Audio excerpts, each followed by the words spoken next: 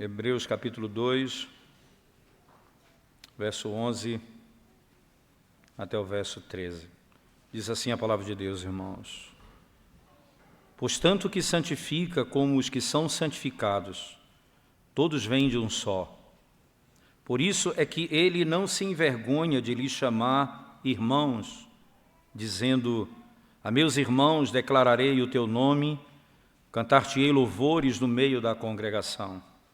E outra vez eu porei nele a minha confiança, e ainda, eis aqui estou, e os filhos que Deus me deu. Eis aqui estou, eu e os filhos, eis aqui estou eu e os filhos que Deus me deu. Vamos mais uma vez orar ao Senhor, irmãos. Ó Deus, nós te exaltamos porque sabemos que estamos diante da Tua santíssima presença, a Tua palavra aberta, ó Deus, lida. Teu povo anseia por ouvir a Tua voz. Ó Deus, fala conosco pelo poder do Teu Espírito. Restaura a nossa alma e a nossa sorte. Para o louvor da Tua glória nós suplicamos, Senhor. Em nome de Jesus. Amém, Senhor. Amém. Nós podemos saber, irmãos, que a doutrina acerca da humanidade de Cristo, ela é tão fundamental quanto a doutrina da divindade de Cristo. Separá-las ou tentar dividir essas naturezas da mesma pessoa, tentar dividi-las ou colocar como se Cristo fosse homem, mas não como nós somos homens, isto é, segundo a nossa própria característica como homens, isso seria negar completamente a obra da redenção. Nós podemos ter certeza que essa é a verdade que pode e deve e tem poder para salvar o pecador em todos os aspectos da sua vida. E nós vamos ver isso na sessão que nós acabamos de ler. Há a pergunta do breve catecismo, nós lemos a confissão de fé, irmãos, hoje, anteriormente, mas o catecismo fala também dessa mesma verdade que lemos. Na pergunta 37 do catecismo maior diz assim: sendo Cristo Filho de Deus, como se fez homem? O catecismo responde: Cristo, Filho de Deus, se fez homem, tomando para si um verdadeiro corpo e uma alma racional, sendo concebido pelo poder do Espírito Santo no ventre da Virgem Maria, da substância e nascido da sua substância e nascido dela, mas sem pecado. E aqui o detalhe: verdadeiro corpo e alma racional. Há um pai da igreja, irmão, chamado Gregório de Nazianzo, que ele diz o seguinte: o que não é assumido não pode ser curado. Vou repetir: o que não é assumido não pode ser curado, não pode ser restaurado. Significa dizer, se Cristo não assumiu a nossa natureza como de fato somos, nossa natureza não pode ser restaurada. Então é necessário que Ele tenha assumido aquilo que somos para que nós possamos ser restaurados. Se Ele não for como nós aqui descritos, o que é o verdadeiro homem? O que significa dizer verdadeiro corpo e alma racional? Verdadeiro corpo e alma racional. Ele precisa ser exatamente assim. Por quê, irmãos? Qual é a lógica disso? Porque ele vai ser chamado como aquele que vai ser descrito no texto ele vai nos chamar de irmãos, porque ele que vai falar à congregação e porque ele vai nos chamar de filhos no final do texto. Perceba, a relação é tão íntima que é impossível que isso seja real sem que ele tenha assumido exatamente a nossa natureza, sem, claro, pecado, sem o pecado. É necessário que seja exatamente como descrito no texto sagrado. E isso, então, nos faz pensar um pouco mais acerca desse tema. Veja bem, irmãos, por exemplo, no capítulo 1 do livro de Hebreus, você vai notar que o autor da carta vai lidar com Jesus como sendo Deus. Essa é a ênfase. O mediador ele é o mediador da obra da redenção, o mediador do pacto. Entretanto, a ênfase no capítulo 1 é na sua divindade, a ponto dele dizer: os anjos o adoram, os anjos o adoram. Agora, no segundo capítulo, ele vai tratar exatamente sobre o aspecto da sua humanidade, a necessidade dele ser verdadeiro homem, como descrito no nosso catecismo. Ele é verdadeiro homem. O problema agora é, como é que ele, sendo homem, passa agora a sofrer, passa a morrer, como diz os versos anteriores? Para quê e por que ele precisa disso? E como que ele pode ser superior aos anjos, morrendo, sofrendo? Em que aspecto ele ainda é superior aos anjos? E aqui nós vamos aprender nesse aspecto, nesse momento, que Jesus Cristo, como sendo verdadeiro homem, ele é aquele que é da mesmíssima, sendo da mesma natureza nossa, é aquele que nos santifica. Fora dele não haverá possibilidade de salvação. O texto, e eu quero que você volte ao texto comigo, por favor, no verso 11, ele começa assim: pois tanto o que santifica como os que são santificados, todos vêm de um só. O que é isso? Que linguagem é essa? Todos vêm de um só. De onde vêm todos? Todos vêm da mesma natureza, todos são homens, entende, irmãos? Aqui, tanto o que santifica, quanto os que são santificados, todos vêm da mesma natureza, todos vêm de um só. É necessário que ele seja verdadeiro homem, isto é, corpo real e alma racional. Mesmo levando as nossas enfermidades, mesmo assumindo as nossas enfermidades. Quais enfermidades do corpo, irmãos? Jesus nunca cometeu pecado, mas que enfermidade ele tinha no corpo? Ele tinha sede, ele tinha fome, ele tinha sono. Isso é próprio da natureza humana. Deus não dorme. O Salmo 121 vai dizer: o Senhor, o guarda de Israel, não dorme nem dormita. O Senhor não descansa. Ele é o Deus eterno. Mas Jesus Cristo, ele tinha sono, ele tinha fome, ele tinha sede. Isso são descritos na Bíblia como as enfermidades do próprio corpo, a natureza do corpo. Mas não significa dizer que isso é pecado, é da natureza da própria criação. Porque Cristo nunca cometeu pecado algum, jamais cometeu pecado algum. Por isso, irmãos, ele pode sofrer, porque agora ele é homem. Como Deus, ele não pode sofrer. Como Deus, ele não pode ser tentado. Para que ele seja tentado, para que ele morra, para que ele sofra, é preciso que ele se torne homem. Por isso ele assume a nossa natureza. Então Gregório vai dizer: o que não é assumido não pode ser curado. Nós somos curados, restaurados, porque ele se fez verdadeiro homem. Verdadeiro homem. E como isso se manifesta, irmãos? Ele tomou a nossa natureza, e isso passa a ser descrito então dessa forma. Olhando para o versículo de novo, entenda: pois tanto o que santifica, Jesus Cristo, como os que são santificados. Quem são os que são santificados? Como ele vai dizer no texto: os irmãos, a congregação, os filhos, a igreja. Tanto o que santifica, quanto os que estão sendo santificados, todos vêm de um só. Todos vêm de um só. Todos procedem da mesmíssima natureza.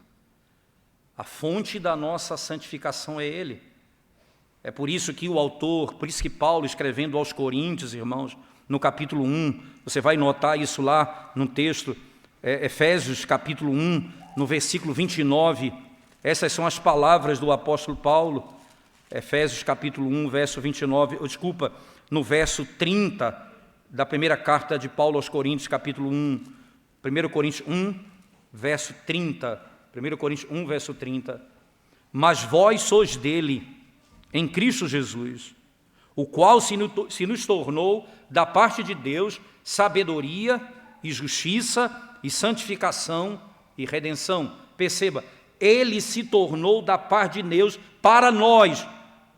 Então, eu preciso me reconciliar, eu preciso ser santificado, eu preciso ser justificado, eu preciso ser redimido. Como eu posso isso, irmão? Então, ele assume a minha natureza. E então, ele se torna da parte de Deus para nós. Tudo isso. E é nele. Essa é a fonte que eu tenho para santificação e para salvação. Ele é o que santifica, ele é a fonte única. É impossível para mim ser transformado, abandonar o pecado, viver uma vida santa, justa, fora de Cristo, se ele não viesse exatamente como uma palavra o descreve. Aqui está a nossa esperança, como o texto sagrado nos diz, irmãos. E aqui você tem, por exemplo, no texto sagrado, lá quando no texto de Atos capítulo 26, verso 14, veja o que Paulo vai dizer no verso 14 em diante do capítulo 26, diz assim: e caindo todos nós por terra. Essa é a terceira vez que Paulo está contando, que está sendo narrado a sua conversão no livro de Atos, capítulo 26. E caindo todos nós por terra, ouvi uma voz que me falava em língua hebraica: Saulo, Saulo, por que me persegues? Dura coisa é recalcitrares contra os aguilhões. Então eu perguntei: quem és tu, Senhor? Ao que o Senhor respondeu: eu sou Jesus, a quem tu persegues. Perceba a íntima relação com o seu povo. Os meus irmãos, esses são os meus irmãos, eu não me envergonho de chamá-los meus irmãos. A ponto de dizer: por que você me persegue? E ele continua dizendo: mas levanta-te e firma-te sobre teus pés, porque por isso te apareci, para te constituir ministro e testemunha, tanto das coisas em que me viste, como daquelas pelas quais te aparecerei ainda, livrando-te do povo e dos gentios, para os quais eu te envio, para lhes abrires os olhos e os converteres das trevas para a luz e da potestade de Satanás para Deus, a fim de que recebam eles remissão de pecados e herança entre os que são santificados pela fé em mim. Veja a linguagem usada por Paulo: para lhes abrires os olhos e os converteres das trevas para a luz, da potestade de Satanás para Deus, a fim de que recebam eles remissão de pecados e herança entre os quais são santificados pela fé em mim, estando unidos a mim, crendo em mim. Esses serão tirados das trevas para a luz, de Satanás para a vida, da morte para a vida, de Satanás para a liberdade. Ele diz: o Senhor virá, os que creem em mim, esses são santificados pela fé em mim. Tanto aquele que santifica como os que são santificados têm a mesma natureza. Jesus Cristo tem a mesma natureza. Isso é tão impressionante, irmãos, que você imagina um momento na história bíblica, quando José foi levado para o Egito e os seus irmãos o venderam, mas o objetivo de boa parte deles era matá-lo. Aconteceu que veio a fome, precisaram ir ao Egito. Então José ali era o primeiro-ministro do Egito e passou a receber os irmãos. Veja as palavras de José, como são consoladoras diante dos seus irmãos. Então José, isso aqui é o capítulo 45, verso 1 a 5 do livro de Gênesis. Então José, não se podendo conter diante de todos os que estavam com ele, bradou: fazei sair a todos da minha presença. E ninguém ficou com ele. Quando José se deu a conhecer a seus irmãos, e levantou a voz em choro, de maneira que os egípcios o ouviam e também a casa de Faraó, e disse a seus irmãos: eu sou José, vive ainda meu pai? E seus irmãos não lhe puderam responder, porque ficaram atemorizados perante ele. Disse José a seus irmãos: agora chegai-vos a mim. E chegaram-se. Então disse: eu sou José, vosso irmão. Aquele que vocês venderam ao Egito. Eu sou José, o vosso irmão. Não vos entristeçais, nem vos irriteis contra vós mesmos, por me haverdes vendido para aqui, porque para a conservação da vida, Deus me enviou adiante de vós. Deus colocou um irmão seu no poder para recebê-los no dia da adversidade. Que palavra, irmãos! Eu sou José, vosso irmão. Ele não usou o status que ele tinha, mas o mais precioso, o vosso irmão. Aqui eu tenho, na linguagem bíblica, irmãos, a certeza de que, se ele é meu irmão, entenda, aqui o texto de Hebreus, ao afirmar categoricamente essa verdade, pois tanto que santifica como os que são santificados, todos vêm de um só, por isso é que ele não se envergonha de lhes chamar irmãos, porque eles são da mesma natureza. O Senhor não se envergonha de lhes chamar irmão. É claro que a palavra vergonha aqui, ela traz um peso interessante, pelo simples fato, irmãos, de que se Jesus fosse apenas homem, não haveria vergonha nenhuma para ser usada nessa linguagem, mas ele é verdadeiro Deus e verdadeiro homem. É o Deus eterno que se fez homem, que condescende com eles e diz: eu sou o irmão de vocês. Sabe quem é o irmão de vocês? O Criador dos céus e da terra, o Deus eterno. Eu sou seu irmão. Aqui nós temos a mais gloriosa das verdades que nos eleva a um status de superioridade num mundo de humilhação que vivemos. Ele é a nossa esperança, Ele é a nossa salvação, como o texto claramente nos diz. É por isso que, quando nós olhamos e diz assim, Ele não se envergonha de nos chamar de irmãos, Ele não há vergonha nisso, Ele não se envergonha de lhes chamar irmãos, a ponto, irmãos, de dizer assim, em que estado nós somos irmãos de Cristo, fomos feitos irmãos de Cristo? Nós estávamos mortos, nós éramos desprezados, segundo Ezequiel 16, nós éramos como um aborto, quando Ele nos encontrou. Foi assim que Ele nos chamou. E Ele não se envergonha de nos chamar irmãos. Isso categoricamente chama a nossa atenção para o oposto, irmãos. Nós não deveríamos ter vergonha de chamá-lo irmão, isto é, o meu irmão, que é o meu Senhor.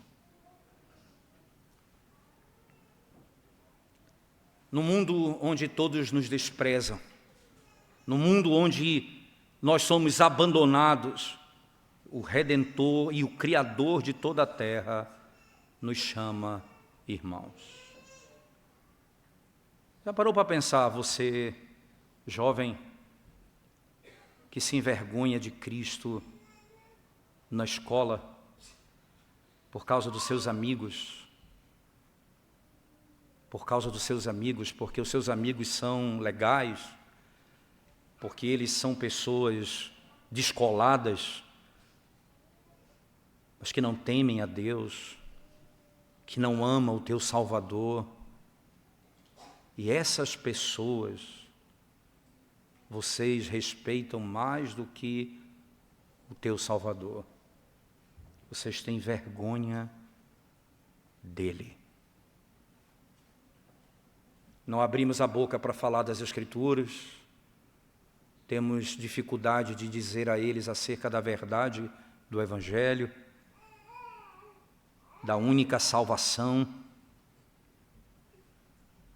Por que fazemos isso? Porque nos envergonhamos dele, quando ele não se envergonhou de nós. Quando ele não se envergonhou de nós.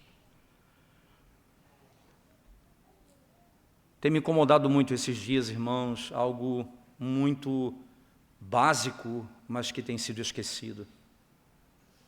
Nós temos tido pouca ênfase em falar do Evangelho às pessoas que estão à nossa volta.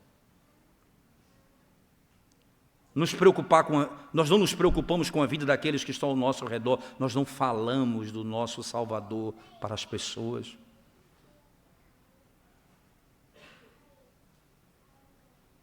Nós vamos falar da nossa visão política, nós vamos falar daquilo que nós pensamos sobre o governo, ou sobre aquilo outro. Isso nós não nos envergonhamos, mas falar de Cristo, exaltar o seu nome, fazê-lo conhecido, não tem sido mais a nossa prioridade,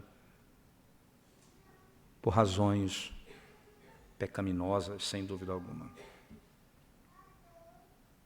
Por razões pecaminosas.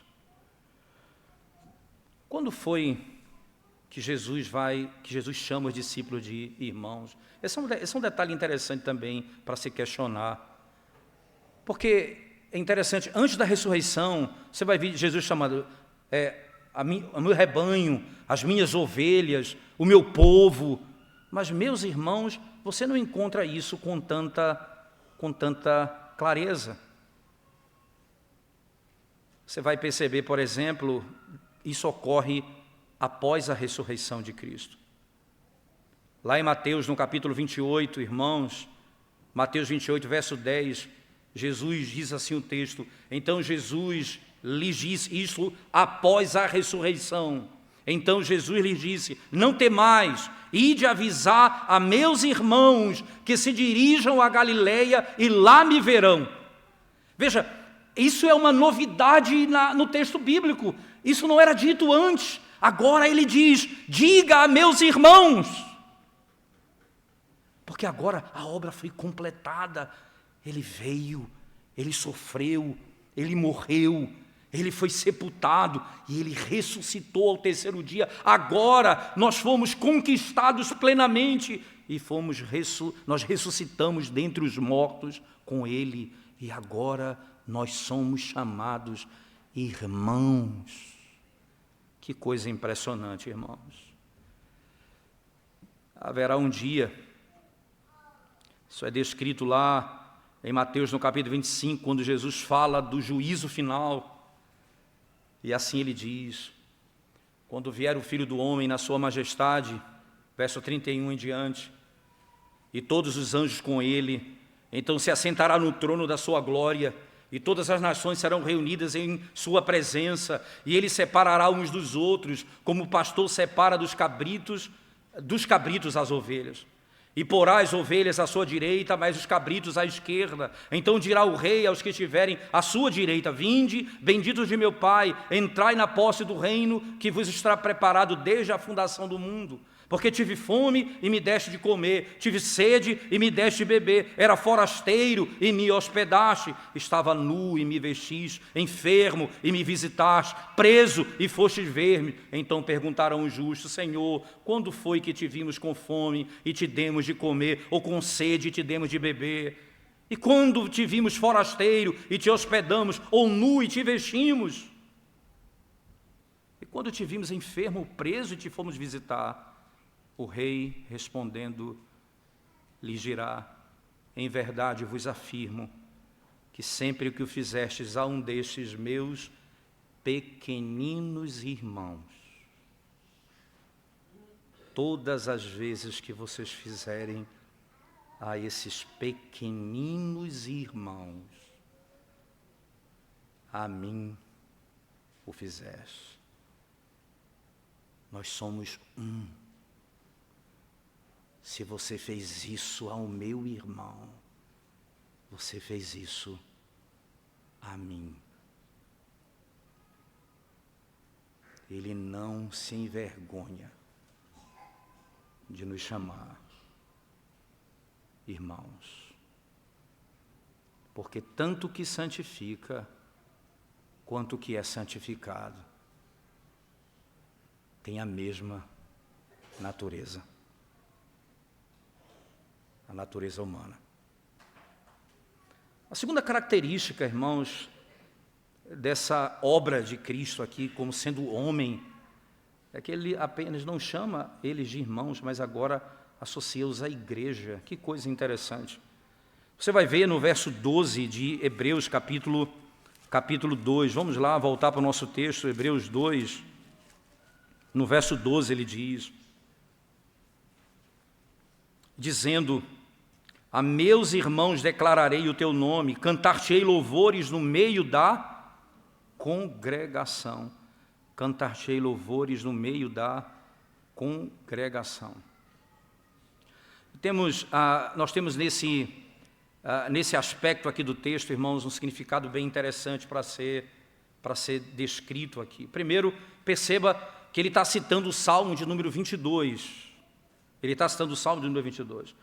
Agora, porque ele é da mesma natureza nossa, ele vai declarar isso à igreja e ele vai cantar isso na congregação. Ele é quem declara e é ele quem canta no meio da congregação.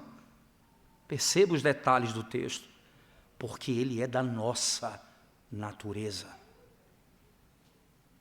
Ele é o profeta de Deus. Aqui eu tenho, olhando para o texto, como ele é descrito aqui no Salmo 22, eu queria que você voltasse comigo um pouquinho, no Salmo de número 22. Quero que você fosse lá comigo para dar uma olhada como funciona, irmãos, a estrutura desse Salmo, para você entender como ocorre a interpretação que o autor da Carta aos Hebreus dá desse texto. Lembre-se, aqui nós temos um texto categoricamente messiânico. O Salmo 22 começa dizendo assim: Deus meu, por que me desamparaste? Então, essas são as palavras de Cristo na cruz do Calvário. Deus meu, por que me desamparaste? Então, perceba a relevância profética desse salmo para o sofrimento e a morte de Cristo. Isso é percebido claramente no início do salmo. Aí você olha ainda, irmãos, no verso 7 e no verso 8, no Salmo 22. Todos os que me veem zombam de mim, afrouxam os lábios e meneiam a cabeça. Confiou no Senhor, livre-o ele, salve-o, pois nele tem prazer. Nesse salmo, aqui, aqueles homens vão fazer chacota do Salvador quando está diante da sua tormenta. Você vai agora para o verso 14 e 15, preste bem atenção, 14 e 15, derramei-me como água, e todos os meus ossos se desconjuntaram, meu coração fez-se como cera, derreteu-se dentro de mim, secou-se o meu vigor como um caco de barro, e a língua se me apega ao céu da boca, assim me deitas no pó da morte. Aqui é a angústia da crucificação. A angústia da crucificação. O verso 16 e 17 agora, preste bem atenção, irmãos, como ele vai ser descrito. Cães me cercam, uma súcia de malfeitores me rodeia. Traspassaram-me as mãos e os pés. Posso contar todos os meus ossos. Eles me estão olhando e encarando em mim. Aqui é a descrição exata da companhia dos malfeitores que estão fazendo mal a ele no dia da sua crucificação. O salmo foi aplicado completamente a Cristo, desde a hora da cruz, em todos os aspectos. Cada etapa desse salmo refere-se a Cristo. É claro que é aplicado, irmãos, com propriedade ao Filho, ao Deus que se fez homem, a segunda pessoa da Trindade, porque ele sofreu aqui, ele suportou a aflição. E o verso 22, que é citado lá no texto de Hebreus, diz assim: a meus irmãos declararei o teu nome, cantar-te-ei louvores no meio da congregação. Citado pelo autor, aqui você tem, até antes desse verso, o sofrimento, a angústia, a dor daquilo que Cristo está passando, e de repente a alegria e satisfação. O Redentor exaltado. O contexto nos mostra claramente: eu proclamarei teu nome a meus irmãos, no meio da congregação eu te louvarei. Eu te louvarei. Qual é a proclamação que ele fará, irmãos? Veja, ele sofre, e quando ele é exaltado, ele levanta e proclama aos seus irmãos. Daí a associação com irmãos após a ressurreição de Cristo. Quando ele se levanta dentre os mortos e ele proclama isso à igreja: eu não terei vergonha deles. Quando você olha para o texto, irmãos, para o texto de Hebreus, você vai notar: a meus irmãos declararei o teu nome. O que é que ele está dizendo aqui? O que é declarar, irmãos? Aqui ele está claramente descrevendo a proclamação da graça divina, da misericórdia, que é a mensagem do Evangelho, que a promessa foi manifestada, e aqueles que creem serão salvos. Ele anuncia isso a toda a congregação. Eu proclamarei o teu nome. Eu proclamarei o teu nome.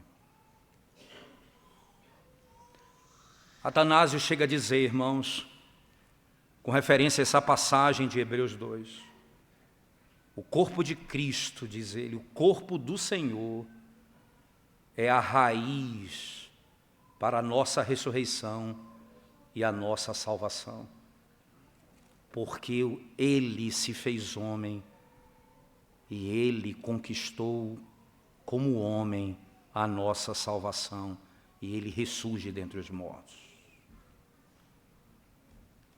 Literalmente. Ele proclama a igreja.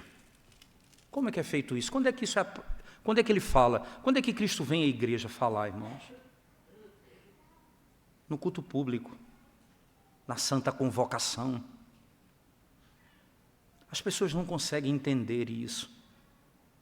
Quando ele chama aqueles que foram convocados por ele para proclamar o Evangelho, e ele fala à igreja por meio da fiel pregação do Evangelho: eu proclamarei o teu nome no meio da congregação.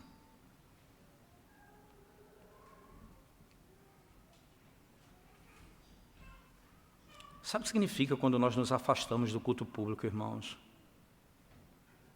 Quando nós temos outra coisa para fazer, além do que adorar o Senhor no seu santo dia. Nós estamos dizendo que eu não tenho interesse em saber o que ele tem para proclamar acerca de Deus para mim. Como irmãos,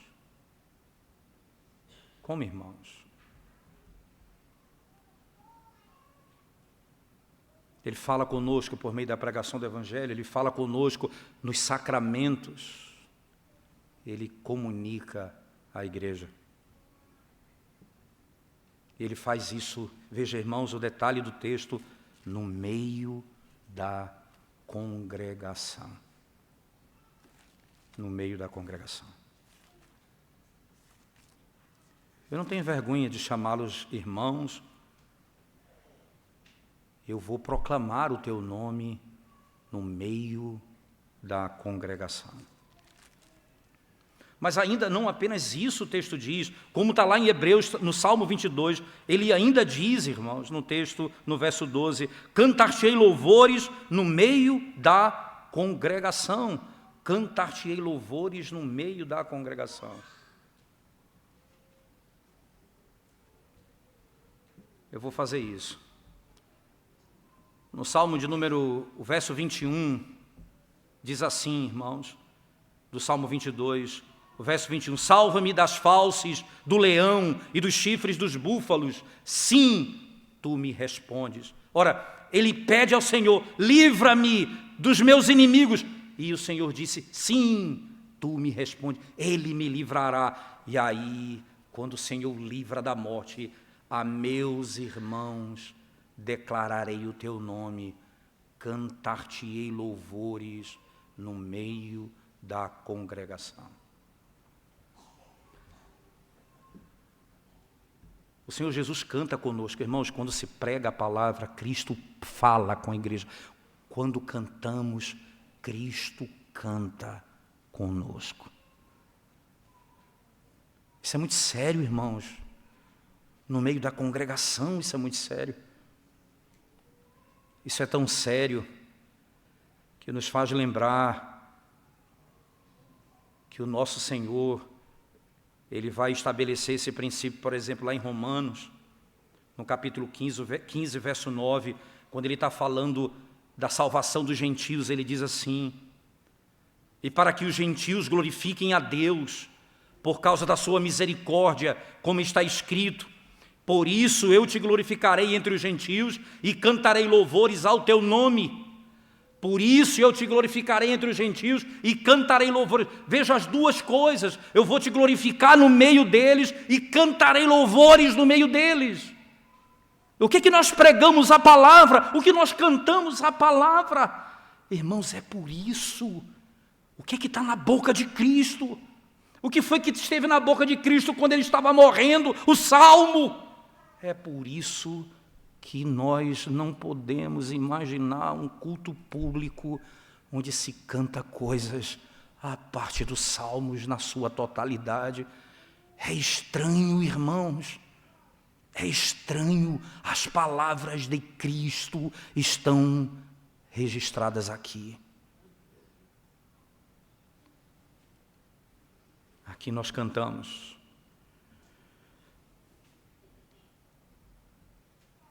Aqui nós cantamos, e isso nós cantamos. Nós escolhemos hinos para cantar, os mais próximos possíveis, irmãos, mas não podemos abrir para nos ausentarmos dos salmos, em hipótese alguma, no meio da congregação. Não é questão do meu gosto. Eu queria o grupo solo aqui. Não é questão do meu gosto. É o que está na boca de Cristo. E o que está na boca de Cristo é a sua palavra.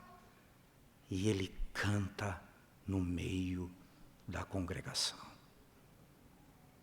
Não coloque palavras impuras na boca de Cristo.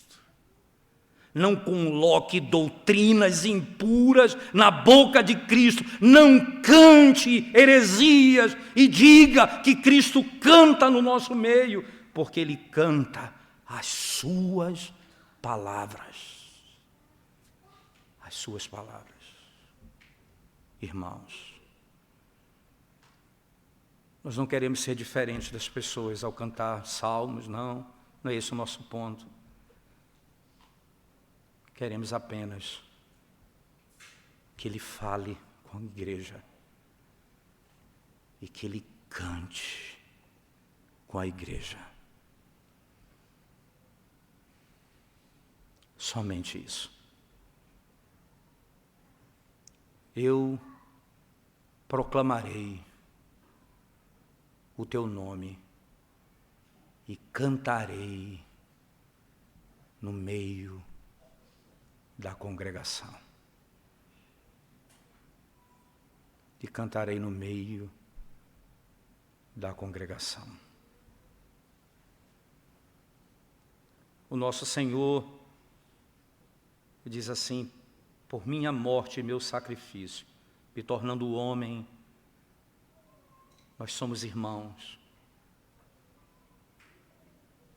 Eu falo a vocês no meio da congregação.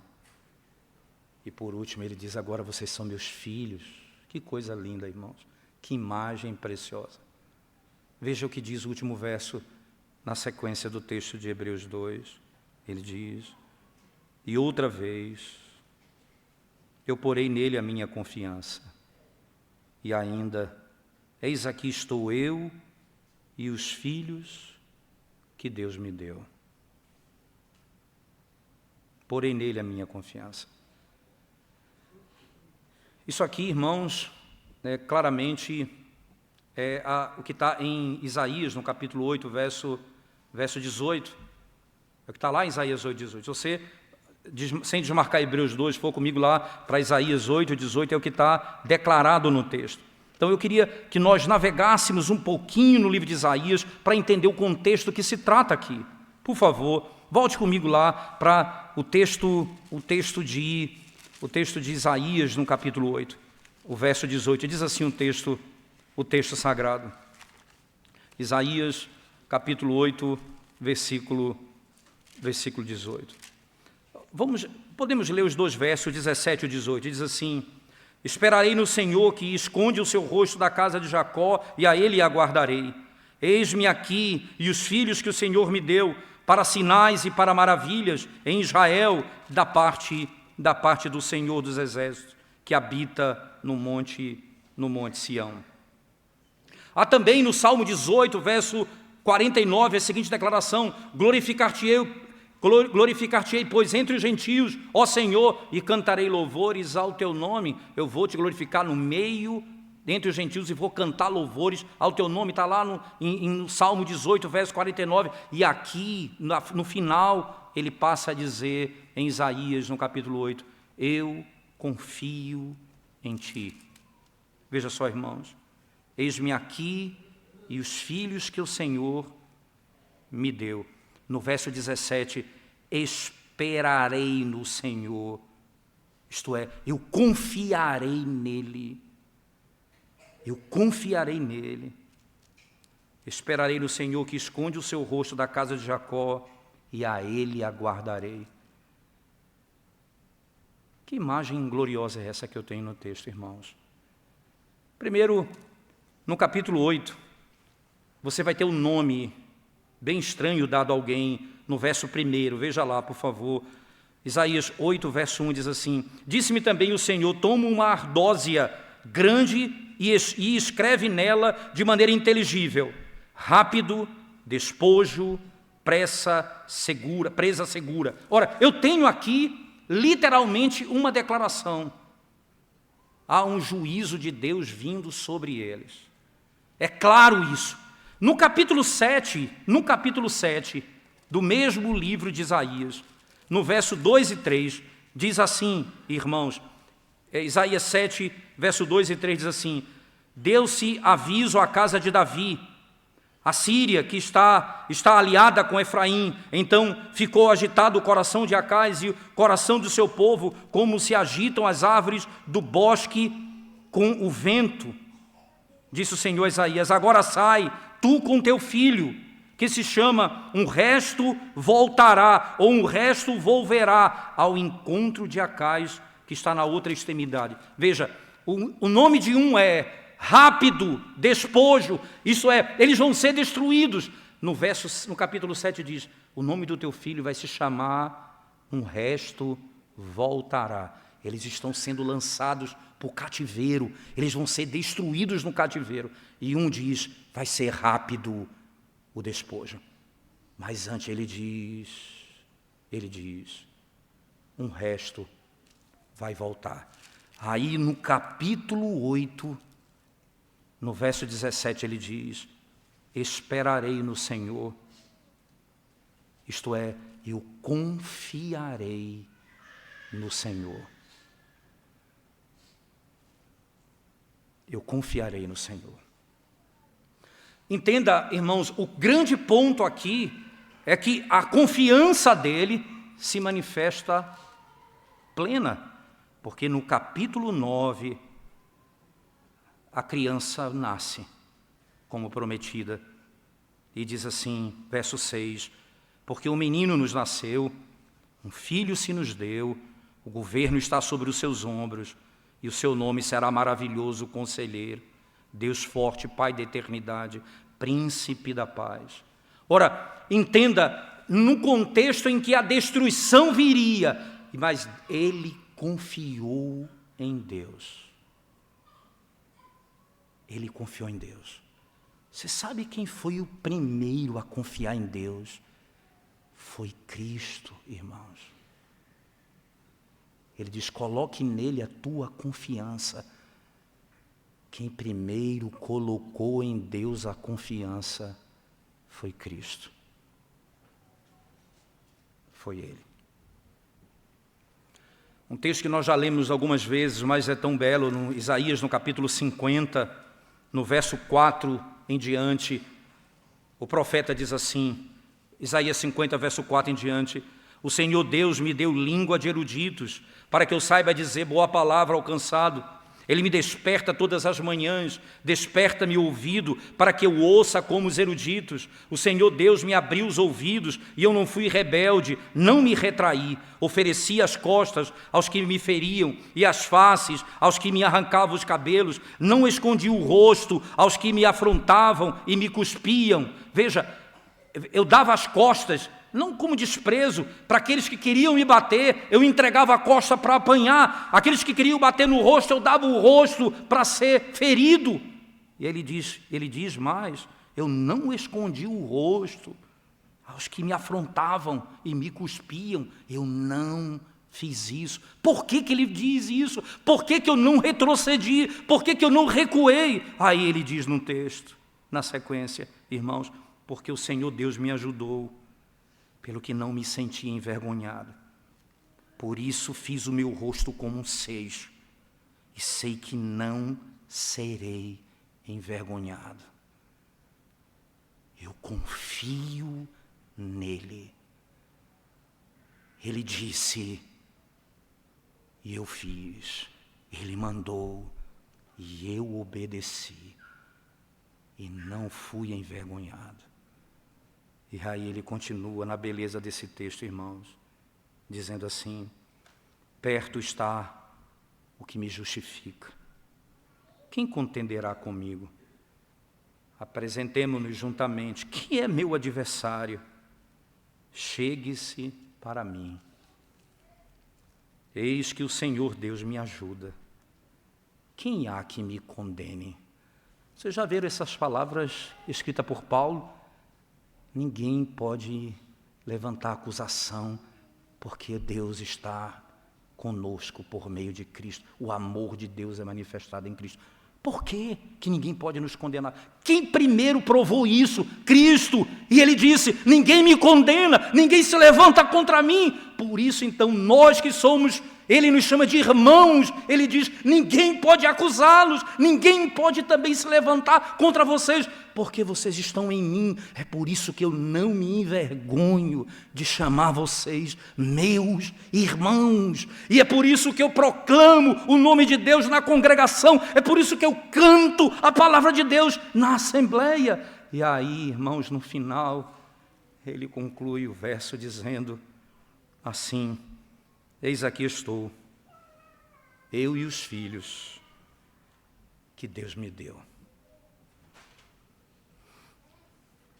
Tendo preparado tudo, feito tudo. Filhos, irmãos, congregação. Ele está nos conduzindo. E quando ele chegar diante de Deus, ele vai dizer, aqui, Senhor, estão aqueles que tu me deste. Que tu me deste. Estão unidos a mim, eu não virei as costas para eles. Estão seguros em mim, eles não se perderão, eles estão prontos. Eis aqui os filhos que tu me deste. Senhor, nenhum se perdeu dos que tu me deste. Eu cuidei de cada um deles, dos que tu me deste.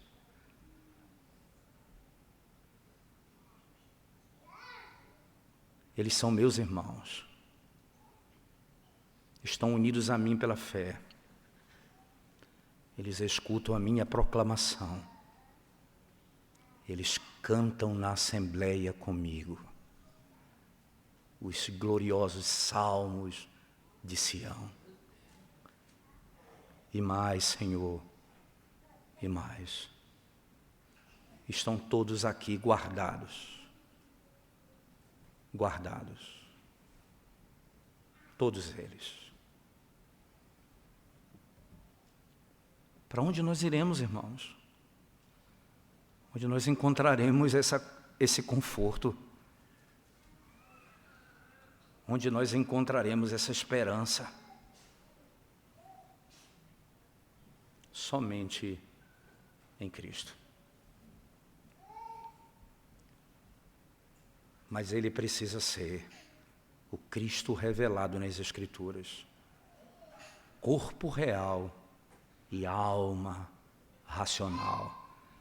Ele assumiu a minha natureza para que eu seja curado por Ele, restaurado por Ele. Unidos a Ele pela fé, eu e você, meus irmãos, ouvindo a sua voz, cantando louvores a Ele, amando o nosso Senhor, fazendo o nome dEle conhecido, nós estamos seguros nele. Ele disse isso lá na carta aos Efésios, no capítulo 5. O apóstolo Paulo afirmou, quando ele disse assim: Jesus Cristo é o noivo, e ele entregará a noiva a Deus, sem mancha, sem mácula e sem pecado. Eis aqui os filhos que tu me deste. Deixa eu encerrar apenas lendo um verso e encerro com vocês. João capítulo 13. Escute as palavras do Senhor Jesus Cristo. João 13, verso 1. Ora, antes da festa da Páscoa, sabendo Jesus que era chegada a sua hora de passar deste mundo para o Pai, tendo amado os seus que estavam no mundo, amou-os até o fim. Até ao fim. Não vamos ficar no meio do caminho. Até o fim. Ele não deixará sua igreja e a congregação de lado. Amou-nos até o fim. Vamos curvar nossa cabeça e orar ao Senhor, irmãos, nesse momento. Senhor, Senhor nosso, quão magnífico é o Teu nome, Senhor. Quão sublime é o Teu nome. Quão sublime é a Tua majestade e a Tua glória, Senhor. Nós amamos ao Senhor de coração e queremos servir ao Senhor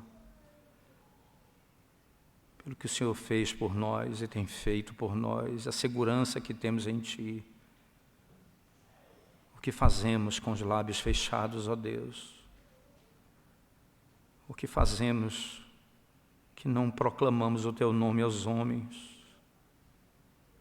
O que fazemos, ó Deus, que que não procuramos viver para a Tua glória e para Teu louvor. Quanto amor, quanta bondade, quanta misericórdia, Senhor. Ó Senhor, vem sobre nós com Tua graça. Transforma a nossa vida. Perdoa, Senhor, os nossos pecados, porque não temos vivido como o Senhor tão poderosamente se revelou a nós. Ó Senhor, temos transgredido a Tua palavra, temos sido, ó Deus, mundanos. Ouvimos a Tua voz, ouvimos a Tua palavra, e nós clamamos o Teu socorro. Tem piedade da nossa vida, Senhor. Ensina-nos a vivermos com aquilo que temos aprendido do Senhor dia após dia, para a glória do Teu nome. Em nome de Jesus nós oramos. Amém, Senhor Deus.